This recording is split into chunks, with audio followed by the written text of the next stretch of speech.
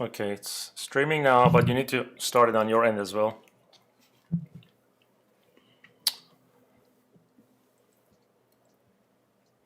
So, all right. It's live, I think. We are live. That's good. All right. Let's make sure the There you audio go. and video is good. Hey guys. All right. Introducing It's live, well, I think. podcast We are 11 today. And we are going to discuss irrationality.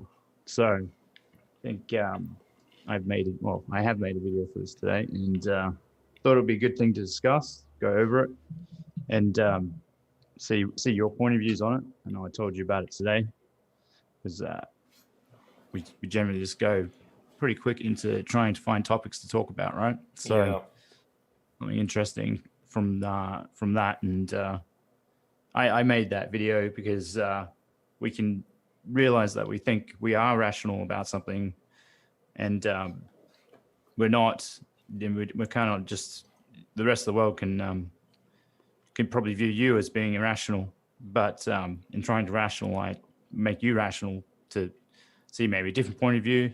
But it's very hard for that to sink through, because you're emotionally invested in that thing you're wholeheartedly going for, and it can go for a while too. I mean, a long time that you can believe in something, and there's a lot of things like that in life that you can really kind of steer yourself into, and then you think, oh, what was I doing? And I think you get a lot of that along the way, and I think it really takes a strong mind to break away from it too, and keep on moving forward with what they need to do to kind of bring themselves out of it. But yeah, I don't know what your point of view is on kind of that emotional state of Irrationality, right? So that actually reminds me of myself when couple of occasions, right? I mean, you think, for example, you think you can become rich fast, or you think you can get into become an artist and become famous fast. That's illusion. That's not, you know what I mean? It's way different than what the reality is, basically. So it happened to me actually in the past a lot. Or thinking that, for example, you buy stocks and you think it's going to go up forever. That's an irrational way of looking at the reality. And reality is always different. Reality is nothing comes easy. So if you wanna get something that is important to you, or move to another country that is important to you, or become a professional in a specific market or industry, it's going to take time. It doesn't matter what it is: character art, hard surface modeling, investing into a stock market, or anything, right? So, and the hard reality is when you hit a brick wall and you're like, oh shit, I was wrong. It's not easy.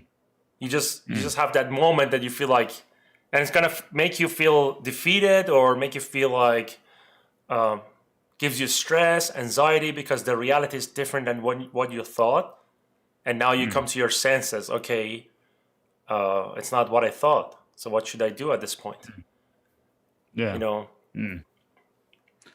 your mind clears, and so hopefully after that you can then take yourself out of what you were sitting in before, and be like, well, what am I doing with that, and why was I pursuing it, and just really taking a step back at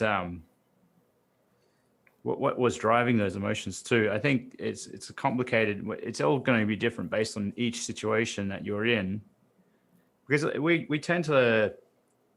It's like, what's that saying? When you flock together, in crowds, and we have that with a lot of things. I mean, you look at a lot of kind of the political stuff, and people will go one way or another way, and you're kind of like, well, are you rational for believing in something, or are you just trying to rationalize your beliefs, and all that type of thing? Yeah. And that's so difficult to realize, because it's your level of consciousness at a certain given time is always changing and always awakening, and they're always being steered down a different path. And so really realizing like what is driving it is mostly it's your emotions. Someone else could come in and also convince you for something too. We can get sold things that we should never. I mean, you can get sold things that you should probably never buy or never be convinced of, or stuff like that. And so I think they say if something is too good to be true, then it's not true. So that is something that I always keep with myself when I do something. And let's say I see something like, for example, Bitcoin or a stock market price goes up. This is the easiest thing to talk about, right? Or someone comes to you and says, hey, you can get into the real estate business and become rich in a year, right? Does it sound true to you? I mean, you can become rich and kind of richer in real estate business if you have money and you understand what to do as a businessman, but you haven't tried real estate, but you get in and you learn how to do it and you get rich, right? Or make more money. But what if someone tells you, hey, you can get rich in a year with whatever, or buy this, it's going to go up, you get rich in a year. That is that's not true to me. I mean, unless if you buy a lottery and by chance you win a lottery, which is usually, they say, I mean, there's a more chance, like 17 times more chance that thunderstorm or, I forgot the name, the electric shock. What was the name? My English doesn't work. Huh? Lightning, yes. There's 17x time or something like that the lightning can hit you comparing to winning a lottery. Yeah. So, I mean, if it's too good to be true, then I wouldn't waste time on something that is like too good to be true. I would invest my time, my energy into something that I feel like, okay, I can control it, and there is a chance, actually not a chance, there is like 100% certainty that I can get to that point if I invest my time, if I do certain things. You know what I mean? Yeah. That's under control, for example. Yeah. Or I would get into if I want to invest my money, I would get into a rational market. Like, for example, I want to invest into a stock market. I would do it in a rational way. Or I want to buy real estate, rental property. If I haven't done it, I need to start it slow. Buy one, test it out, see how it goes, save more money, do more planning, learn from it, give it some time, do the next one. And usually what I realize, tell me if I'm wrong, Mike, when you do things, spread it into over time in a stretch of time, like instead of like trying to do it fast in a year, if you learn to divide it into, let's say, 5-year time plan, you get more good results, better results. Because on the way, you give time to your brain to adjust and absorb as much information as possible and adjust based on that and make better decisions and put better strategies in place to achieve whatever you want to achieve, Yeah. Well, I mean, as long as you're not too distracted with too many different things, I would say it's fine. But it's taking on too many things. You would, if you want, I think if you could spread yourself too thin. But you're definitely going to view things a lot better. And by taking that kind of break on one thing and go to another thing, it'll refresh you to be like, I want to do the next thing now, and because I'm fatigued on this one. You do have that. So, and you're definitely going to, one will actually probably lend itself to the other thing, because your view on, pursuing something else. I mean, you could be pursuing two different things. Say if you did art and real estate, they're two different things. But one might influence the other in some way, but you don't know in what way. It actually does influence, because here's the thing. Think about it this way. For example, you want to become a good artist, right? Hard surface artist or an organic character artist, whatever. It takes a certain amount of time, right? You want to learn piano. It takes a certain amount of time to practice and get to a good point to feel more comfortable. I think it's the same with real estate or business. So if you do one of these two, for example, get into game industry or as a character artist, learn how to make characters. What I learned from it is to be patient, because the more patient I am, the better I get over time. As I said, like 5 years time. So I can use the same rule when it comes to investing into real estate, for example, or other things. Maybe it's not exactly the same. It's completely two different things, right? You need to have different knowledges and stuff. But the one thing that is consistent across everything is patience and accepting that this is going to take time. It's not a quick thing like that. You cannot just get there fast. Yeah. Yeah. It's an adjustment. Your brain needs to adjust to things. It's kind of you're realizing you have to learn, and there's always going to be that lag of learning something new. Yeah. And then soon enough, it becomes more automatic. But I guess as you get older too, it's a lot more difficult. Depending on your drive, I wouldn't say it's too much more difficult, but really depending, it's more in your drive to pursue other things and do other things, and it's just how much do you want it, and how much you're willing to push your kind of your creative, well, not creative, but push your energy into it, because it takes a lot of energy to pursue things. It really does. Yeah. And I mean, you could be pursuing something because you think you want to pursue it. But sometimes, it's hard to know what to pursue. I think it's oftentimes if you're pursuing it out of a reason that really doesn't, it's not a good reason for, maybe if you were to tell someone, like you could say, oh, you want to get rich from this thing.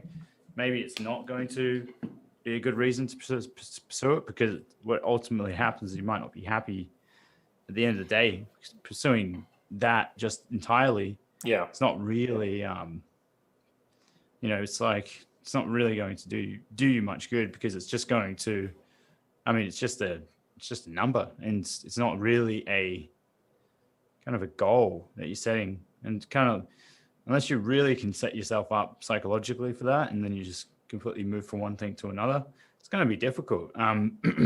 But because there might be something you really want to do, and when you're young, you don't really want to waste your time pursuing something like that. So you might, because you've got your whole life ahead of you. So say something pays really well now, but you have to say you are sacrificing something now that might be a bigger sacrifice later on. And the thing is, you might be really rationalizing that too right now because of the monetary gain from it.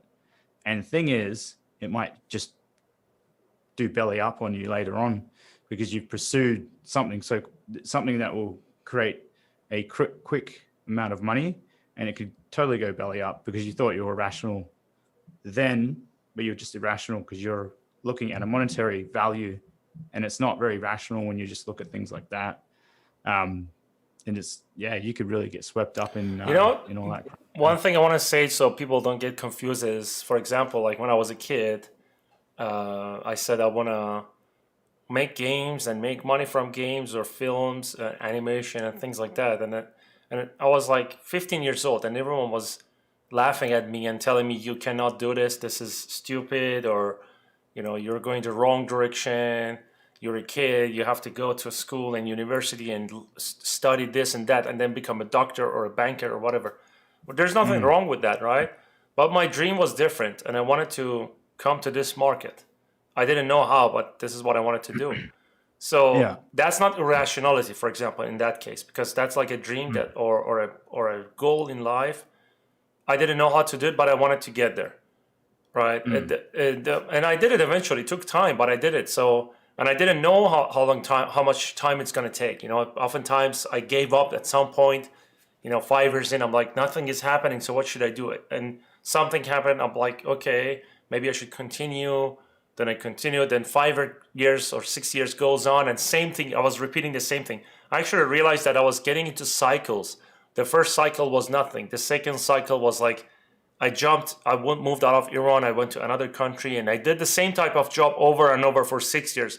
Third cycle was like, I moved to US, and I started working for studios, from a senior artist to lead artist, and changing and shifting. So each section had a cycle, and now I look back at it, right, and I realized that majority of the goals that I had at the time, I achieved it. It wasn't irrational. I just didn't know how to achieve it. But over time, because I didn't give up, something inside was telling me you shouldn't give up, and I didn't have access to any of the things that we are giving away now, like the knowledge, the experience, and stuff. So I had to experiment it myself, right? So if you ask my parents at the time, they would tell you that this is irrational. He's just dreaming. It's stupid. It's not going anywhere. He's going to be nobody. And that's sometimes what they told me. They said, we'll see where you go, or we'll see what happens to you. You're gonna destroy your life. And now they're Yeah. saying that obviously they didn't know, because I don't blame them, because that was the time. They were born in 1950 something, and now that the world has changed completely, right, since 15 years ago. Yeah. So Yeah. in their mind it was irrational, but in my mind it wasn't. It was just something I wanted to get. And now I look at those cycles, 6 years, 6 years, 6 years. I realize, okay, I'm into another cycle now, the fourth cycle, which is going towards a different direction. And you know what's interesting, Mike? I don't know if you read that. In our body, all the cells in our body changes every 7 years. Like from the 0 to 7 years old, your body's almost using the same cells, and then over time it changes from 7 to 14. It's completely different than what you were when you were a kid, younger kid. From 14 Yeah. to 21 is again changing. 21 to 28 changing. 28 to 35 is changing again. And I actually found a connection. You know what's interesting? My mindset changes every time I get into a new cycle. It just shifts like this. In the last 1 year of it, like for example, from 6 to 8, in that window, my mindset changes completely. From 13 to 15, I changed completely. And 15, you're basically a grown-up man, as a teenager. And then from 20 to 23, you change again. And I realized it's the same thing. From 34 to 36, it's a new change. Or 27 to 29 is a different change. I don't know if you noticed that. Yeah, I do notice at certain ages you do change, like you click, and Yeah. that's an interesting thing to think about. I don't know, but I wonder if it is happening to everyone else. I think it is. Maybe It a little. just depends on if you trigger the change. You have a window that you can change. I guess you could be stuck in a bubble. You could do, Of yeah. like, you could. I Yeah. mean, that would be your rational self stuck in a bubble, Yeah. and you rationalize what you're doing until the bubble pops. Then you're like, Yes. oh, where am I? Kind of I thing. made a You move mistake around. now. Yeah, Yeah. you move around. You're like, well, what happened? And it's like the spell is broken, which is, I guess, and it's something that's a really odd thing to think about, that you could be put under a spell because you can be very much convinced to believe in things. Well, you look at the way society is structured. I'm going to be honest. Let's be honest. You're conditioned to be a consumer, to Oh, dude, that's a believe, good one. Let me take a note here yeah, while you talk. to believe. Well, let's be honest. You're told to believe in marriage. You're told to believe in having children. You're told Yeah. to believe in eating certain food You're or told certain things. to go to university, college, get a job, and Yeah. be employed forever. You're told many things. Like, for example, sorry for cutting you there. If I don't want to forget this. Like they say, actually, the best time in your life that you can gain experience is between the age 20 and 30, or even younger, from 17 until you're 30 years old. And I look at myself, I'm like, without knowing it, because I was passionate about the things I wanted to do, since I was 17, I didn't listen to my parents. I didn't listen to anyone. I was stubborn. I just wanted to do the things I wanted to do. And I was like, I'm going to do this and I'm going to do that. I'm not going to trust anyone. I'm not going to listen to anyone. And the more I grew up, I realized that I shouldn't listen to anyone. 99% of the time, people around me always said, you're wrong. Haha, you're doing this. Haha, you're doing that. And now I'm 35. I realized everything I did was good. I did less. I should have done more. Like since 20 until like 30, or 17 until 30. Now I'm looking, I'm like, damn, if I didn't listen to those people, I could do more. I could spend less money on stupid things. I could read more books. I could study more about business. I could communicate with different people and a lot of different things. And I would be in a much better place again at this point. Or I could start investing earlier when I was younger, 20, 22, 23. And I think that's the best age. And what parents do, they tell you, the older generation, they say go to university, go to college, get a degree, and put it on your wall. Have them sign it for you. University of blah blah bullshit, which I give zero credit to any university unless if it's like something scientific or you know even that. Like if you talk to Elon Musk, he says they don't require a degree if you want to work for Tesla, for example.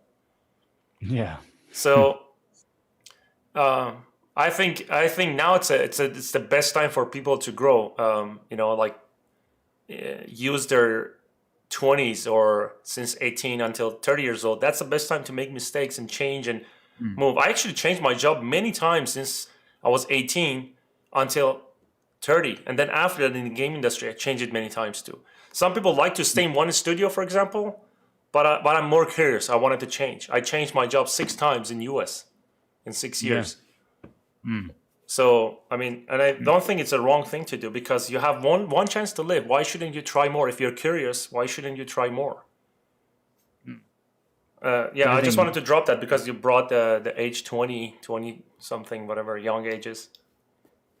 Yeah, well, everything lends an experience to something that you can do. Especially, I mean, you don't want to stay at one job. You want to experience multiple jobs, and so you do try out multiple different things. I mean, you could do it at one job. You would have to be asking. You could change your role and go into something else. You could do it. You could stay at one company and do it. But I mean, staying at one company, nothing wrong with that. Depends on what you want to do. But in my opinion, here's the thing. Because every company is different, right? For example, if you want to work in not necessarily game industry, any industry, tech industry, or banks, every bank could be different. The regulation is the same, but maybe in this bank you get to experience to work with these type of clients. Maybe in another bank you get to experience to work with another type of client, right? So for me, changing job gives you that experience, that knowledge. You understand the psychology better. You understand how different studios or businesses work. You understand how to deal with different cultures. Like in US, if you move from Florida to California, it's a completely different culture. From California to here in Washington, it's like 1,200 miles or something like that.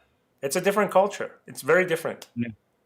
So, I mean, for me, like moving from Iran to Dubai and then to Florida and then to California. Then in California, I moved a couple of cities and then I went to LA multiple times. I didn't live in LA at all, but I visited the whole city, everywhere around the city, all the museums, everything I could do there. So I was traveling there every once in a while with a car, driving there to my friends and going around. And changing studios gave me this knowledge that I can tell you that I can communicate better with people. I understand them better. I understand the business better. I understand different pipelines better. And I noticed that people that just work in one studio, they get stuck in their idea, and their belief doesn't change because that's the only thing they have seen. They're not used to change. And this is one thing I actually noticed among artists, like, I don't want to get away from the irrationality, but it's all connected, that the subject is kind of good. Yeah. We can drift into another one. Yeah, I understand this. When I look at artists, because they're so much into their bubbles, and I had a conversation with Raf Grassity. I'm gonna share it. I don't know how much we talked about this kind of thing, but I'll share it probably this week. I realized that we are stuck into our own bubble that we think, for example, if I do this character or this art, and if I get famous, if my portfolio is good, then I'm going to be everything. That's what matters, which is wrong. It's far from the truth. It doesn't matter really. Your clients, for example, just want to have a good work from you. They don't care how good, like what kind of a king you are as an artist. You know what I mean? And when you talk to artists, they're into their bubbles and they don't expand in other areas, which is wrong. That's why we don't get paid as much as we should get paid. That's why we don't know how to communicate. You go into a meeting and someone says, "Hey, great job. That's a great art." The artist is sitting there. I've seen this many times. Not everyone. There are many good educated artists as well. Like in the interviews I did, people can see it. Or your interviews, I've seen this. Like they sit there. The guy's like, "Oh, he doesn't know how to respond. Thank you." missing the communication part. It's not Yeah. firm. It's not strong. Lack of confidence. Because they're in their bubble. They just know how to make a good art, but any other subject that comes in, they just gone. They don't know what to do. So that's why change is good. Change is good. It helps you to actually. I can connect it to irrationality. Change helps you to also see multiple perspectives from multiple angles, multiple cultures. If you work in different studios, different cities, and multiple experiences, right? When you put it together after so long, like after 10 years, for example, let's say 10 years you're working in the industry, and you change and all that, work on different products, games, films, VFX. That will help you to become more rational because you see more. The more you see, the more rational you become as a person. I don't know if that makes sense. No, it makes sense. I mean, you more point of views. I mean, you can just see things from that one point of view, and whatever you're exposed to, Yeah. that's it. I mean, how are you going to realize, well, maybe that's not a rational choice in what you're pursuing or what you're believing in when you just have one point of view? Because that's like a what is like cults, right? Yeah. Cults that come up and they want to just teach you one point of view, and everything else outside of that is whatever it is. That's how you become brainwashed in a sense. Yeah, And you yeah, can exactly. Wrong ideologies, extreme ideologies, extreme you can religion, brainwash extreme. yourself too. Yeah, You could brainwash yourself, which is scary. you can. Yes, Because believe in. thinking, yeah, like you could believe the Earth is flat, right? And Yeah, why on earth, with all the information that is kind of like out there, and you grew up obviously with the globe of the Earth, that all of a sudden you've gone backwards on this type of thinking. But this might upset the flat earthers, which I've never discussed. So, I but I don't don't think care. many. I don't care, to be honest, because I don't think because many flat yeah, earthers watch my channel. But you never yeah, know. huh? So you never know how many people who are flat Earth people are watching my channel right now. So No, I maybe don't think anyone is there. they're rationalizing the flat Earth thing, and they're finding out reasons to rationalize it. And in their minds, they're completely rational, but we see them as irrational. But But dude, that's the point. That's inside, a perfect yeah, example. you know what I Yeah. what I realize is, like, if you're irrational inside, you know that you are. Inside, you know that you are. What you're saying is wrong. There's a voice Mm. in you. And sometimes we just want to be right, and that kind of makes you to believe in what you say and believe what you're saying. Basically, push it so hard. They say that if you say a lie, and if it's too big to be believable, you'll accept it. Some people Mm. actually create. I don't know how this happens. I was reading somewhere that some people lie, and they turn it into reality in their own subconscious mind. They really believe in. They feel like that happened. They create a memory about it. I don't know how Yeah. that Yeah. works. Actually, it was shocking when I read it. So Well, you tell yourself something long enough, you believe it. yeah, And yeah, I mean, the mind's a funny place. It really is. It's much more complicated than we can comprehend. So, and if we could comprehend it, we wouldn't have these issues, would we? You wouldn't yeah, have all these. This is why we probably have certain issues like this. I mean, it would be pretty scary in the future. That if might not be scary, but it could be scary. Because imagine if we all got that chip inside of our head, and it told us to be rational about really irrational things, like certain things that are happening to us. And just imagine that, like you've already got social media telling you certain things and all these things, and other people on social media telling you things because they have an agenda. And they actually probably don't know they have an agenda because they often could be following everyone else, yeah, and they're irrational. But you're looking at them rationalizing choices and believing in certain things. I mean, for example, I was watching something today that Pornhub released a lifetime subscription, right? A lifetime wow, subscription to porn, right? And addiction, they had and they're creating more wow, toxic addictions to things. And so what they had for the advert is at Thanksgiving, they were all talking about what are we thankful for, and they couldn't think of anything. And it's just like them trying to sell Pornhub, and they're like, well, we're thankful for the Pornhub lifetime subscription, and they obviously couldn't think of anything else that they are thankful for. So, I Yeah. mean, it's like you watch that stuff, you're rationalizing it with the advert, and you're thinking, well, maybe I am thankful for, you know, endless porn at my fingertips that will be just, drowning out my, destroying my reward centers in my brain. So it's crazy to think that we can have people out there with a lot of money influencing you, and they can influence you and bring you in and suck you in to that type of Mhm. rational belief. And I mean, even Pornhub have gone out of their way to rationalize things like porn is good and porn is all this and all that, and not really be like, well, maybe if you look, maybe do it a different way. But they want to maximize their profits, and so they want you hooked. It's like cigarettes. You know, when cigarettes first came out, they were like, Yeah, it's cigarettes are really good and good. it's blah They're good. blah. And then everyone knows that they're not, but you rationalize it. Imagine back then you rationalize smoking. You're like, oh, I need to relax. I need to relax. But the thing is, the more you smoke, you can't actually deal with anxiety. You get worse and worse and worse. It doesn't calm you down. It only calms you down for the duration that you're smoking. But then you're Yes. stuck with the whole other part. You're not constantly smoking a cigarette. And so, like, how do you rationalize your emotions when you're completely anxious and you can't? So then you're just doubling down on smoking and you become more and more. It And then actually, the advertisements will tell you it's all healthy for you. So then you rationalize it and do more of it. So, yeah, I I mean, find yeah, that that's funny. true. And actually now it's happening to the cannabis industry, right? There's a lot of cannabis use, basically medical Yeah. use that helps to do stuff, epilepsy and things like that.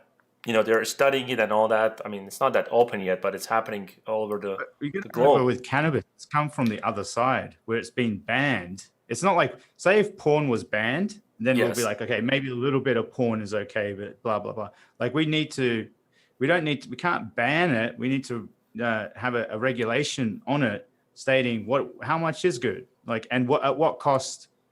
Like, say with marijuana, at what cost will you smoke, and what is the real effect of marijuana, and letting people know for a fact what that entails. Because some people could smoke once a week and be fine, right? Yes. Other people, and even everyday use, and they can go and work and do stuff, but other people can't. And I that's saw a mix of often, it. Like some people smoke it every day and they're fine. Some people smoke it every day. I actually see that this is happening and they're not fun. You feel like they don't care. I don't know if this is they have an under. I feel like maybe I was reading somewhere because I'm interested about the psychological side of this.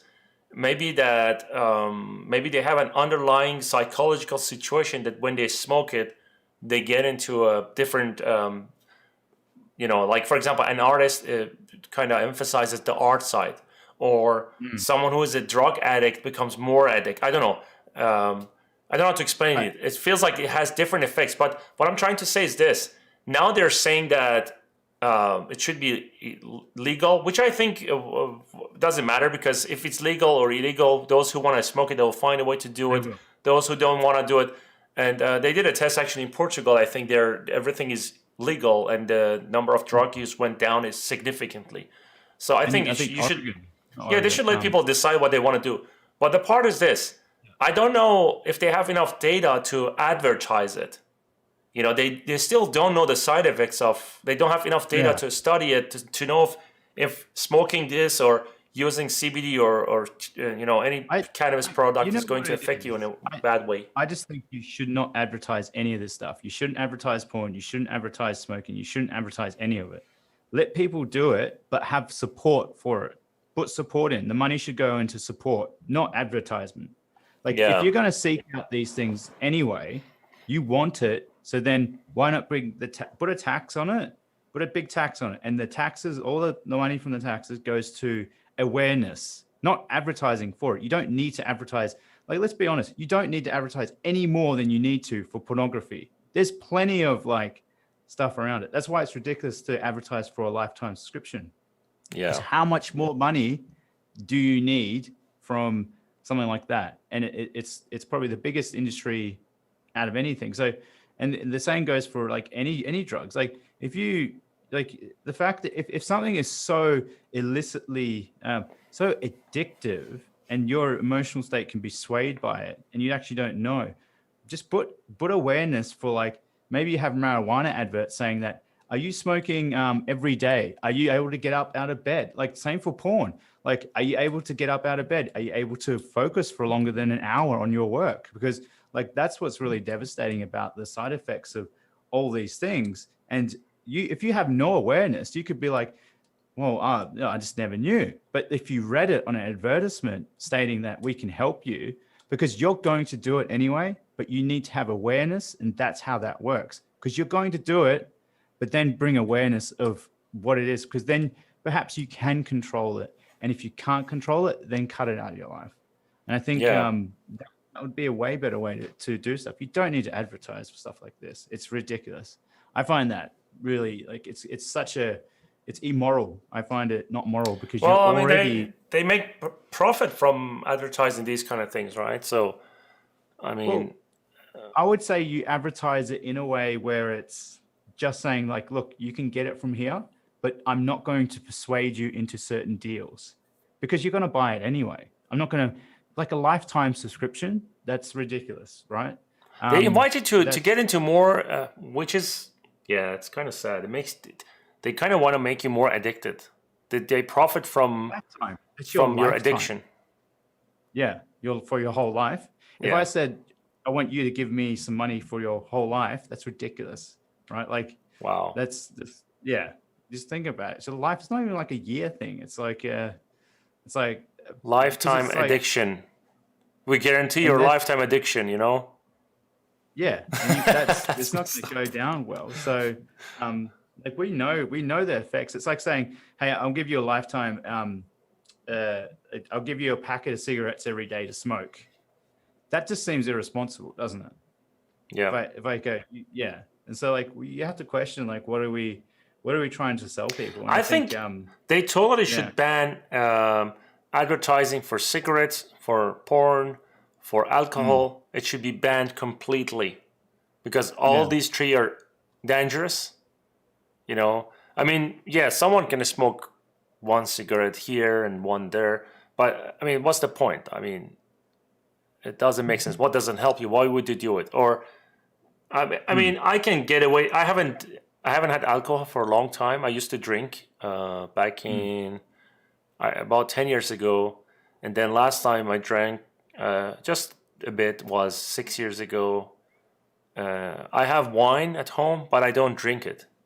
I just keep it there. It's okay. I'm trying to keep it, let it age, and you know, I'm not interested into. I like my current mindset. You know, I don't find the need to basically stimulate my senses in a different way to enjoy life, if that makes sense.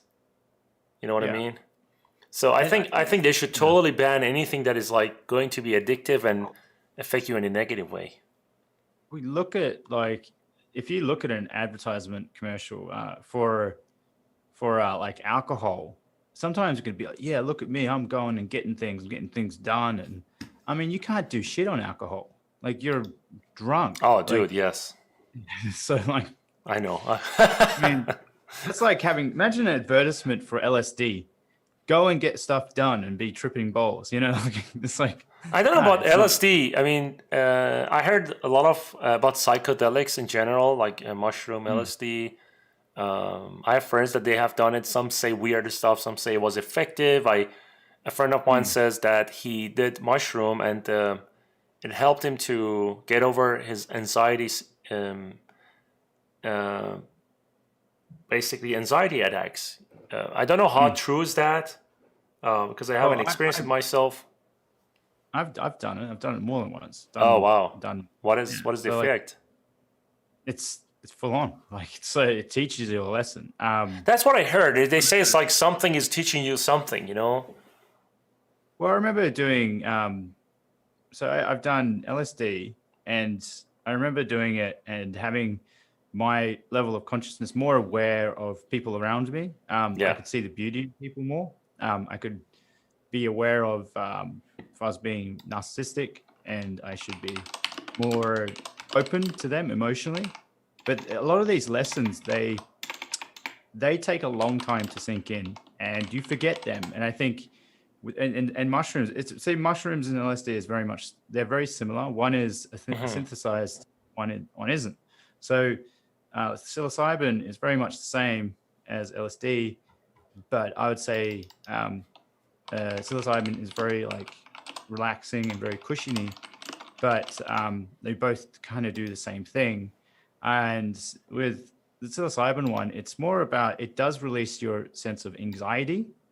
But the thing is, it's almost like if you were to see a doctor, you go and see a doctor and you'd be like, okay, I need to do this. Like, I would say you could do it once a month, or maybe once or like twice a year. And then you get this, it's like a residual effect of it. And like the sad thing is, it's like, it's not, currently it's being worked on to be prescribed. And I think a massive amount of the population would benefit from having a psilocybin trip every like 4 or 5 months or whatever, to work through emotions and open themselves up emotionally, because we can get stuck emotionally. And that's emotionally, like, let's say if you're trying to be rational and your rationality and all that, maybe take some psilocybin. Maybe it would open up your sense of your rational self. But you can also believe in a whole lot of spiritual stuff, and you don't know you don't know what to take with you, and then what not to take with you. You don't know what to believe, because you're in a state of, your mind altered your state, right? So you don't go crazy, but it makes you question everything. Makes you question yourself. It makes you question life and what it is and what it represents to you, right? And it tests your whole level of consciousness, which is very fascinating. And I hope to see it in the future, that you can go to the doctor and you can do it, because that would be, or you can just go and get it freely, because eventually I think they're going to legalize most drugs everywhere. Yes, that's going to happen. There's no point to fight against drug, because that should be a personal thing. I know myself, like, no matter how open the drugs are, if they sell in front of my house, I'm not going to do it. Because, there's usually people that have anxiety, stress, depression, or different situation, right? It kind of drags you towards drug. But there is one person, Alicia Down says, I just saw the chat, says that couldn't psychedelics induce anxiety in the wrong environment? That's actually what I heard as well. That some in the people wrong say, environment, definitely. Yeah, I mean, a friend of mine was saying that his brother. Yeah. If you go in it with a bad mindset, negative and anxious, don't do it.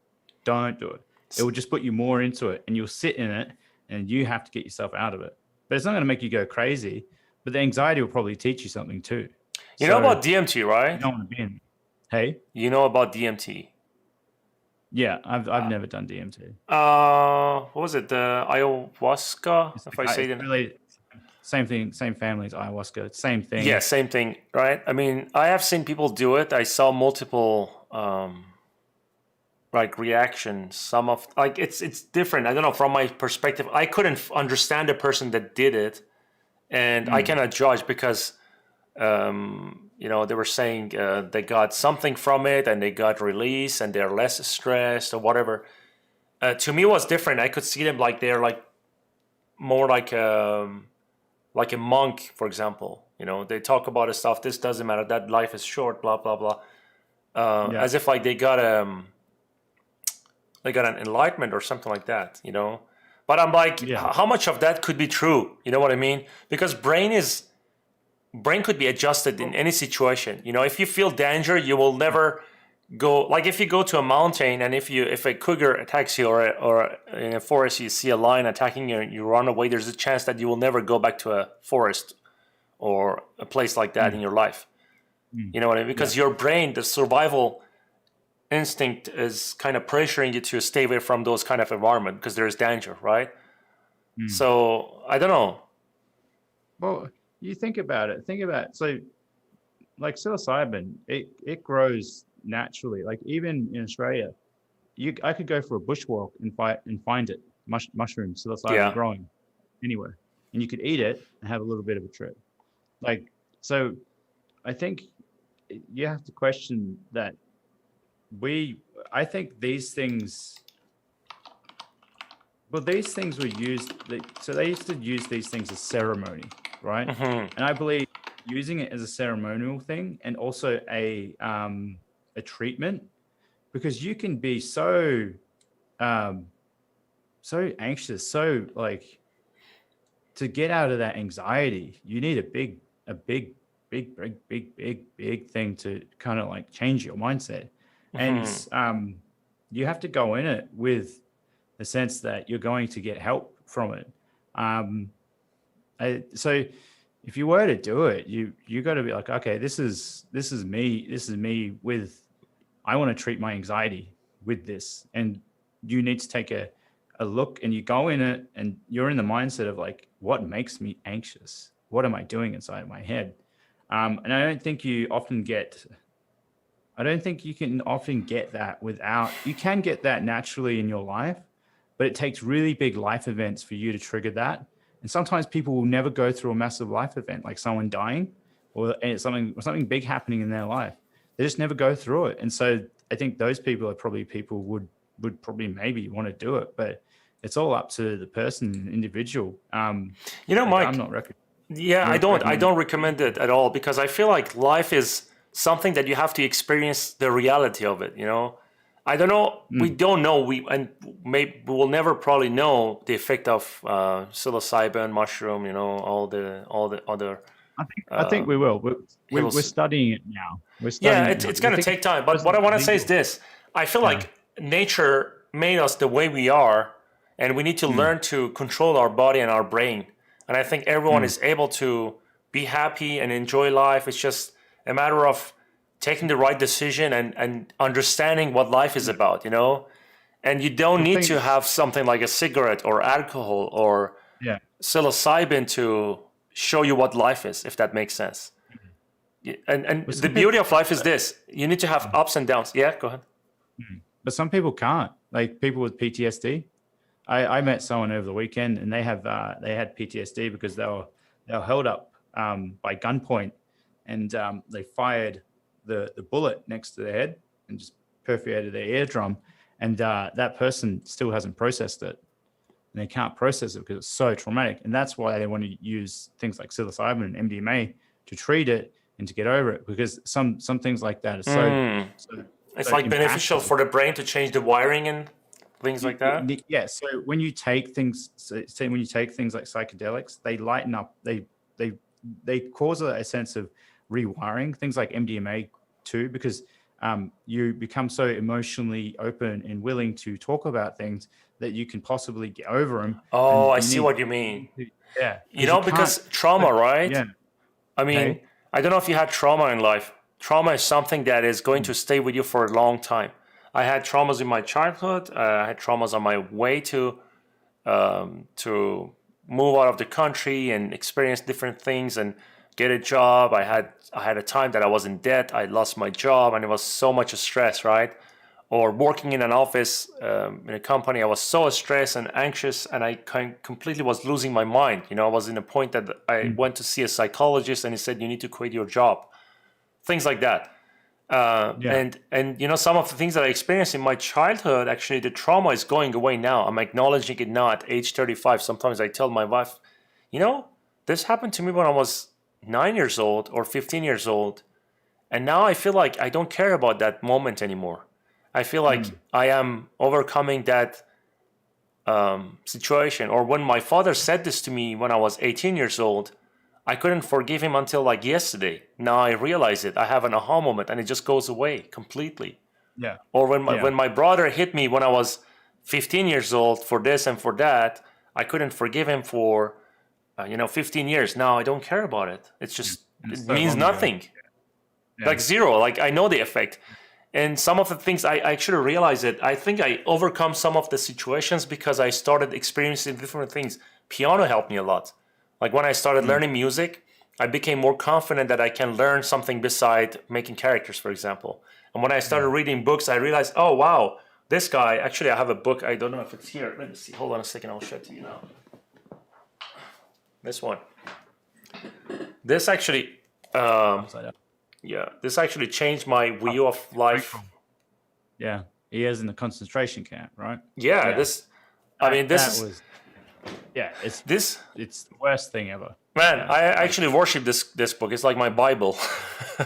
yeah, Yeah, to, because to kind of bring you out of your bring me that out of like the things that I cared. I'm like, I shit. was I was a kid and I cared about these kind of things, and I'm like, it doesn't matter. This guy went through a lot. He was in a Nazi camp. He was coming close to dying, Yeah. like the worst kind of death you can imagine.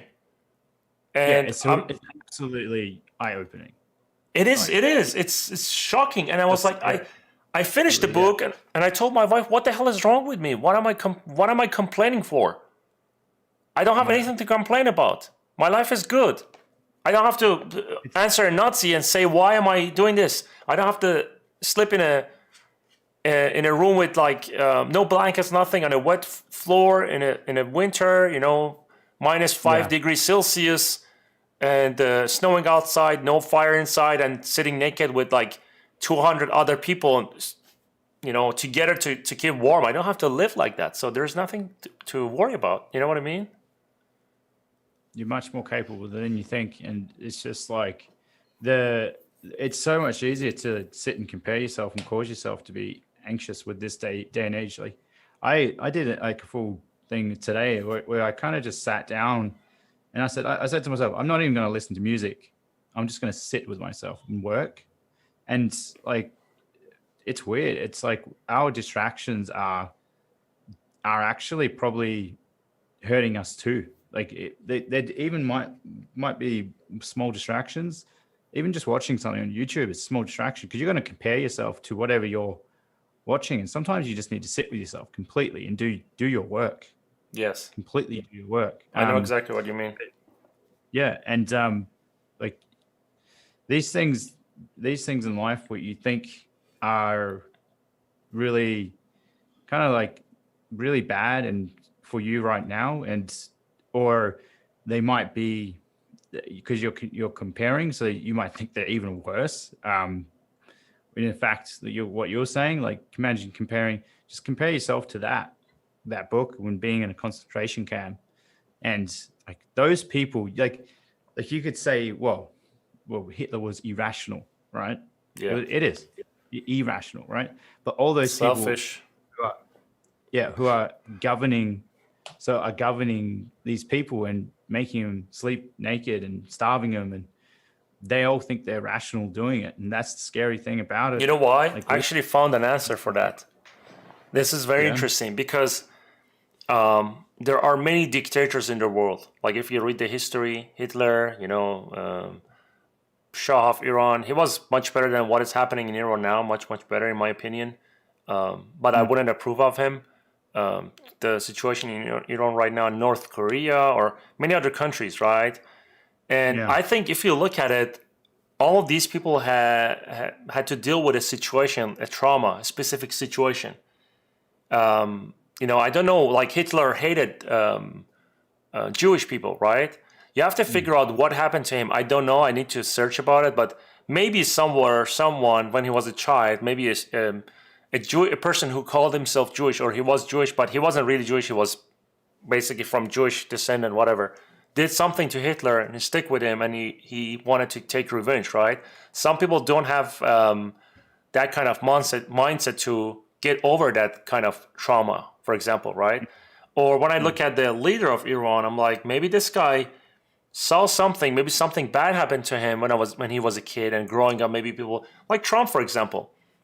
How many people are joking about him, right? I don't like him. I don't like any politicians, by the way. I don't take any sides. I'm happy that he didn't become president, but I don't care in general. I just want to, because I don't trust politicians. Overall, they are taking advantage of people. But when Obama, for example, came in and he made a joke of Trump in a convention, everyone was sitting. And there's a video about Obama that he says, Trump tweets and he says, Obama goes down as the worst president of the United States in history. And Obama does this. He brought his phone forward and says, yes, at least I go down as a president. He drops the phone. You see? I mean, how selfish is that? So Hmm. he did that, and look at the results. Trump did everything to become president, and he became Hmm. president. He proved everyone wrong. It And you just cannot takes it's expect, un- yeah, and you can't expect this takes person to one. like Obama or anyone else on the left side because, look, I mean, everyone is joking about him, everyone is laughing at him, everyone is like calling him a loser, whatever. So Hmm. you have to see what causes these kind of things that makes that person to become irrational in that level, if that makes sense. Well, I don't know what Trump's on, but you don't know. Like people are. You can imagine he's like he's rationalizing his life like anyone else, right? He calls He himself the might. best brain. I'm like, that's stupid. I mean, I'm the smartest. I'm very smart. He he said says, he's the best brain. he says, I have the best. I have a great brain. I'm so smart. Something like that. I'm like, what the hell is wrong with you? What is that about, right? I have that. That's never been like a mind. I've been like, I've got the best brain. Like, if you could actually have like a VR game that goes into like Trump's eyes, and then it has like an inner monologue saying the stuff that he's stuff. Like a video game, walking around and be like, I've got the best brain, and you're just like navigating like a walkthrough game, like an old school walkthrough game, and you have to navigate in Trump's world, and people will come up to you and talk to you, and then you have like scripts for like, what do you say here that's going to agree with be the best choice for Trump, and you can get it wrong. Yeah. Like, it's like, And you can see how it's reflecting. Now he lost the election. He goes out and he's just, I didn't lose or blah, blah, whatever. He lost the election. I mean, there's no way that there was a fraud. Or if there was, then there's fraud every time there's an election, to be honest with you. yeah. I mean, you can't just go out and say there's a fraud or whatever. I don't want to get into politics. It's just funny. I mean, you Oh can no, see. we're making fun of it. We're completely on the fence. No, There's I nothing. actually, I'm on the, yeah, I mean, I'm not going to make fun or anything like that, but it's just, it shows like this person was very certain before the election, that irrationality. I'm going to do this after the election. Wait for the election. Let's wait and see how many people are going to vote against you, how many people are going to vote for you. Don't be so certain about it. This is a situation that you can't control much. And the Yeah. night of the election, I told my wife, she said, yeah, he won again. I'm like, no, he's not going to win. I'm pretty sure tomorrow the result is going to change because there was a sign that it's going to change. It was very obvious that he's going to lose. But anyway, yeah, I mean, there's always fraud in election. There's always no fraud in election. You can't, I don't know, like politics is politics, right? The reality is he's not the one deciding if he, especially in the United States, that if he can stay as a president or not. People decide here. Yeah. He wishes. Yeah, but Yeah, he cannot accept the reality because of that irrational side. yeah. I mean, but he's rationalized himself. Yes. He was pretty rational when he told people that he could grab women by the pussy. Oh my goodness, so- that was really sad. Oh wow. But Yeah. that was in private, confidential. But I mean, It doesn't if I matter, came up, man. I never did that told you ever. I- Yeah. but I mean, you don't come up to me and say that. You don't be like, hey, like Mike, I grab women by the pussy. You don't say that in like a personal. Yeah, I don't it's do a bit that kind of weird, thing. right? Like, but I mean, unless respect. you can imagine he's like gloating that he gloating that he gets all this attention, and I mean, so if he's irrational about believing that he can do such things, I mean, he did such thing. There's like everyone- 27 cases against him for I mean, come he's on. done it enough times to rationalize that he has the ability to do it with nothing happening in return to him. So Yeah. you never know. He might something might come later where someone grabs him by the dick and I don't know. So maybe someone grab him by the dick and rip his dick off. I don't know. Just like, The conversation is going sideways, man. I think we'll take questions, but Yeah, let's take questions if people want to ask something.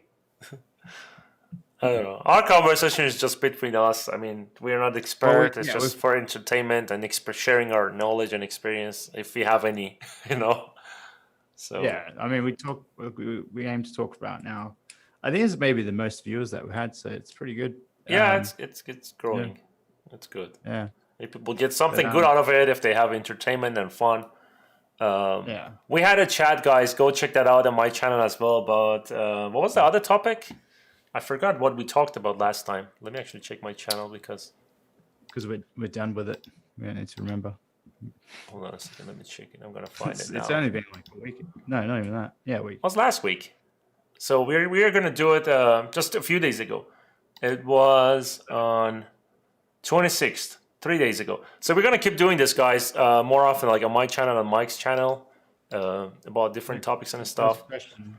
Yeah, Tyler. How do you guys watch yourself to keep efficient?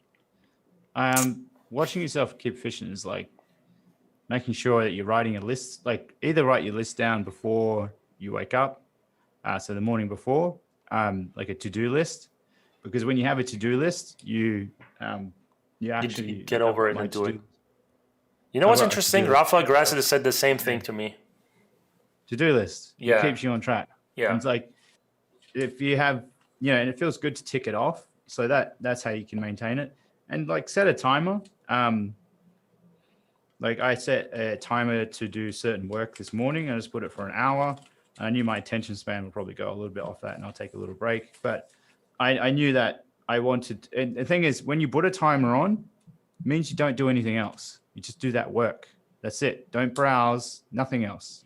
Because your attention should just be on that. I take a break every hour from something, whatever. If I record a YouTube video, I do it non-stop. Like that has to be done quickly. And if it's a podcast recording, I actually have to do it like this. I mean, there's no way to pause. But yeah, I mean, I also do schedule and stuff. Huh? Yeah. What do you do? What do you do for your time? Actually, I get confused sometimes. Because I do a lot of things, and sometimes I'm in a situation where I'm trying to balance and become more efficient. I used to play a lot of piano before. Then I was working a lot. Then I was making a lot of YouTube videos. Then now I'm trying to put everything together: play piano, make YouTube videos, make podcasts, and talk to you and do the work as well. So I need to figure out, I feel like the more you do it, your brain adjusts. Now I have a bit more free time. And I also teach, by the way. So now I have a little bit of more free time.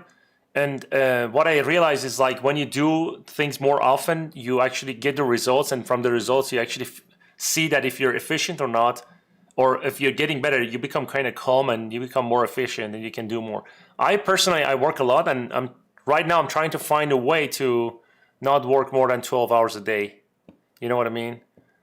Or 10 hours a day. I mean, today I didn't do 10 hours. Today was weekend. I was sitting with my wife. I had a class I was teaching at 3 p.m.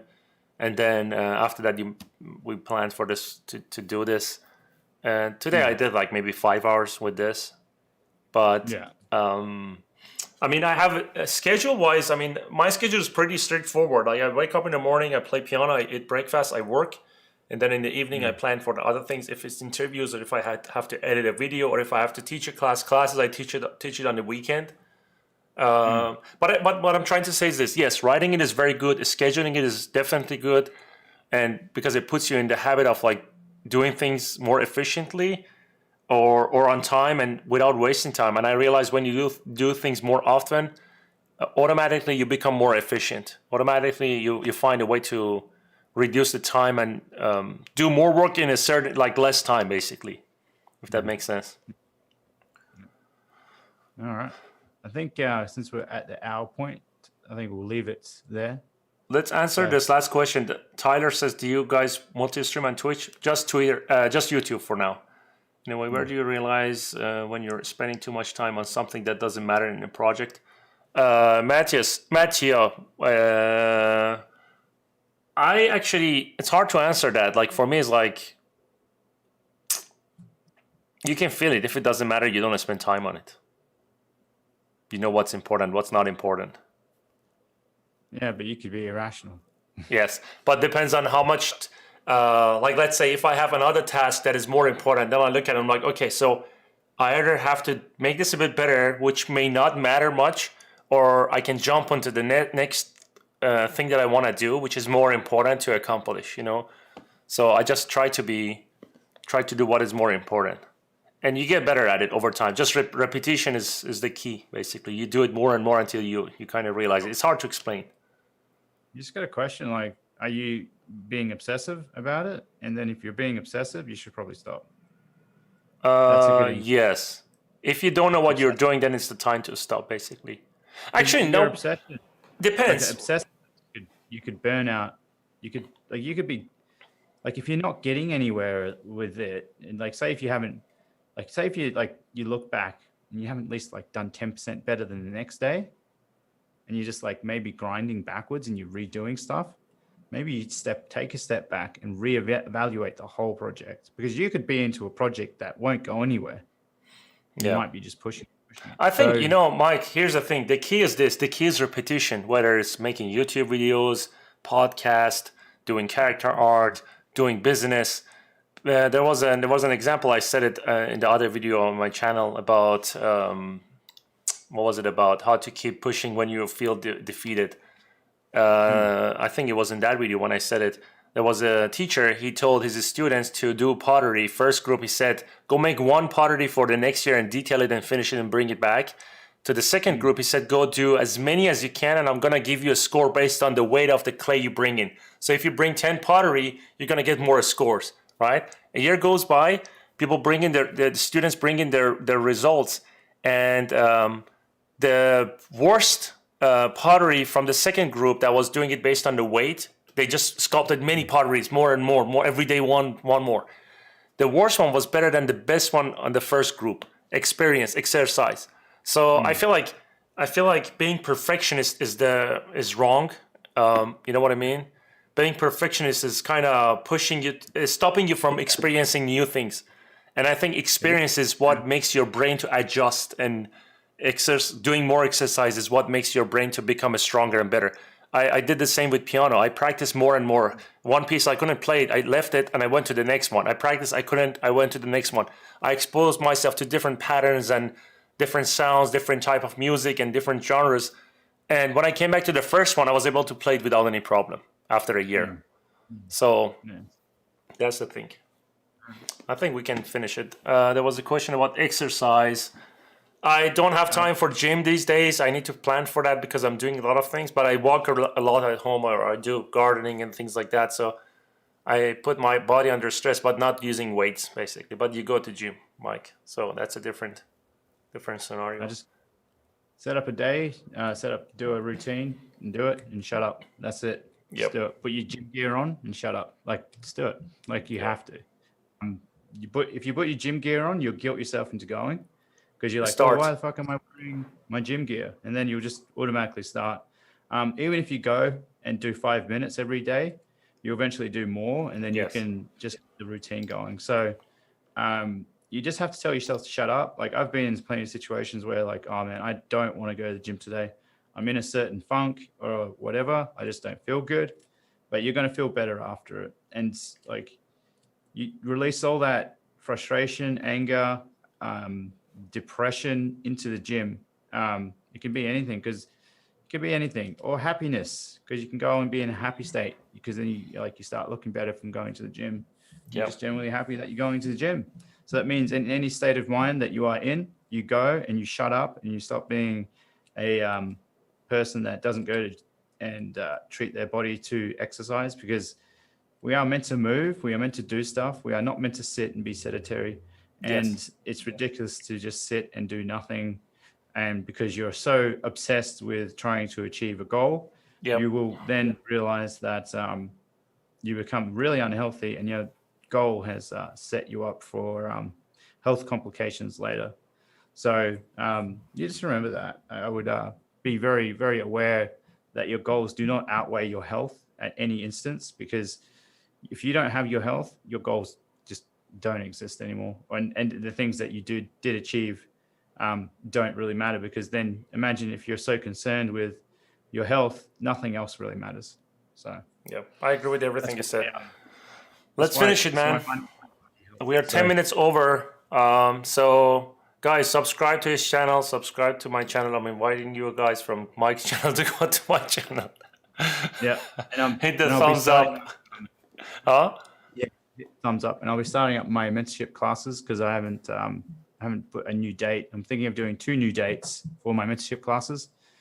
So if you guys want to get in on that, just email me, and I'll put you on a list and I'll sort out what times that I'll be doing those mentorship classes. So I guess that's it. All right. Subscribe Yep. and hit the thumbs up like this into Mike's face. Literally All right. it. But yeah. That's All it. right, guys. All right. Well, I hope everyone has a good day. Have a good afternoon. night. Have a good day wherever you are, and see you guys next time. All right. See you guys. See ya. Bye.